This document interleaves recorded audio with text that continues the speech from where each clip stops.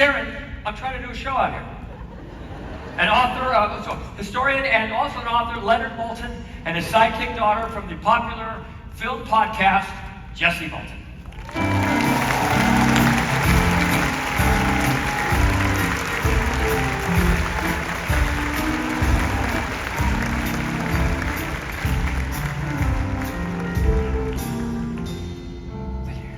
Someone didn't listen to directions. They want us to sit at the end. They want us to sit at the Off end. you go. Come on. You gotta watch them like a hawk, guys. This is why There you you go. have kids. Thank you so much, John. And hi, everybody. I've been saying that we are the second stage of grief, denial. Richard is not gone. He could never be gone because he is I can't even say was, I'll just start crying. One of the most incredible people you would ever meet in your life. Ever. And Jessie has known him her entire life. Because what started as just an interview assignment when I was working for Entertainment Tonight became something more, and we became very close. He became like a member of our family. But I knew it was going to be special when I went up the walkway of their Beverly Hills home, Elizabeth and Richard's home, and rang the doorbell, and I heard bang, bang, bang, bang, bang, bang, bang, which was rigged for him by his lifelong friend Milt Larson, who was the proprietor and founder of the Magic Passport. We also have to say we are representative of all of the Moultons today. My mom is here. She was also very, very close. Queen Alice, if you follow anything you do, we know we call her Queen Alice. God, it was so special. It was just so special. Well, we had great experiences because we traveled with them, we dined with them, and we didn't just have formal interview type conversations. And if there was a piano in the room, Richard was going to play it. It was going to happen. Never, and it never gets old. So one day we were talking about Mary Poppins, as we often did, and he said, well, you know, Bob and I wrote a number of songs that got cut that were intended to be in the film. I said, like what? He said, well, we had a song for Admiral Boom. Jessie said, how did it go? He raced to the piano. Well, let me show you. And proceeded to sing and play Admiral Boom for us. How lucky can you get? I'm sorry, I have to stop myself from crying. I really, really am. Now, statistically, Yeah. They won, he and his brother won 9 Oscar nominations. And they won 2 Academy Awards the same night for the score and the song from Mary Poppins. But statistics don't really tell the story about their staying power of their work. You know, they represented so many aspects, so many facets of Disney, and they were in such synchronization with Walt in terms of that upbeat outlook, you know, that optimism that Disney exuded. And yet they could write in any style. They could. I hear you, kid. It's, you know, one of the things, you'll just keep hearing us say Richard was magic because he was magic. And I have to thank, because our friends are here too, Howard Green, who you will hear a little bit about later. That damn straight, let me tell you, if you know Howard, you know that he's an angel. You're an angel, Howard. When I found out that I was pregnant, the very first thing I wanted to do was tell Richard, because it's something that we always talked about and joked about. And he and I would sing Stay Awake together, because I said, did you write that so that all moms could sing it to their kid?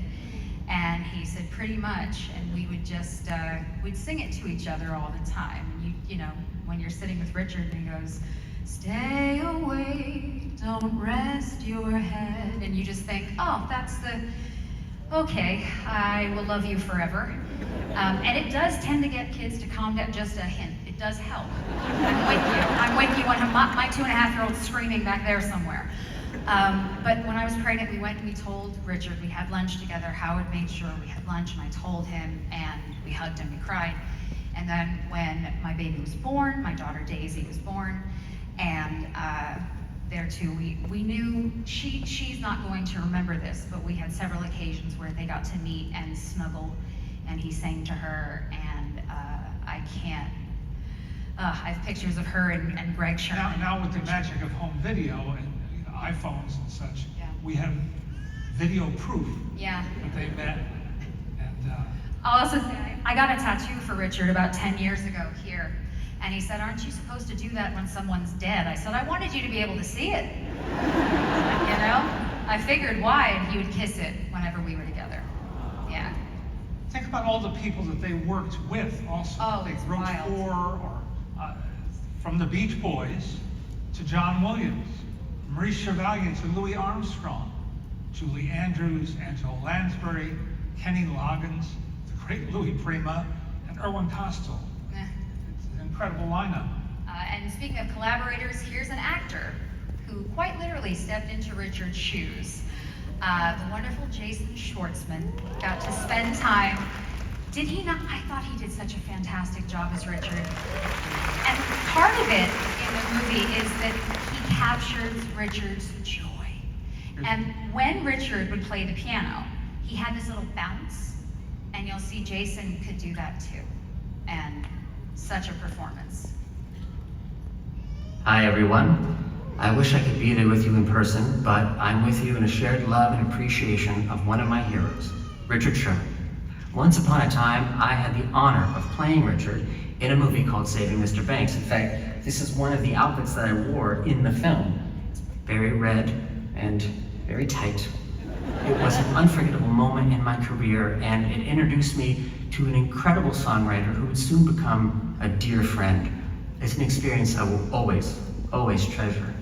Now, as we told the backstory of how Mary Poppins flew from the pages of P.L. Travers' books into the hearts of moviegoers, we were blessed to have Richard by our side. He was there every day on set. In fact, when I would do the scene sitting at the piano singing, he was across the room, literally, pumping his fist, conducting me, encouraging me. And I remember one day, I had a question about a certain chord voicing, and I asked him if he could show me how he did it. And he came over, he said, "Can I sit down for a second?" And about an hour later, he was still there, only this time the entire room was singing along with him, all of the songs from Mary Poppins. Gigantic men, grips with cargo shorts and tattoos of snakes and things on their legs, weeping, crying, tears of joy. Everyone on our set hugging. And it was one of the most amazing days of my life to see that everyone really does want to sing along, and the power of music and the way it does unite us. Getting to know Richard Sherman, it started to become clear what was at the heart of all that wonderful music he and his brother Robert composed. Joy. If you listen to the music and the lyrics of the Sherman Brothers, there really is a genius at work. Their songs are filled with innocence and fun, nostalgia and love, yet it's all wrapped up in a cleverness and a unique sophistication, a complex composition. If I'm ever in a room with a piano in the corner and I think to myself, Richard would be at that piano right now playing, lighting up the room, bringing us all together. That's what's so special about D23, uniting us as fans and celebrating our love of Richard. So as we celebrate the musical legacy of Richard and Robert, let's take a fond look back at some of our favorite Sherman Brothers songs from the Disney films, both live action and animated. I think you'll agree these two Disney legends composed the soundtrack of our lives.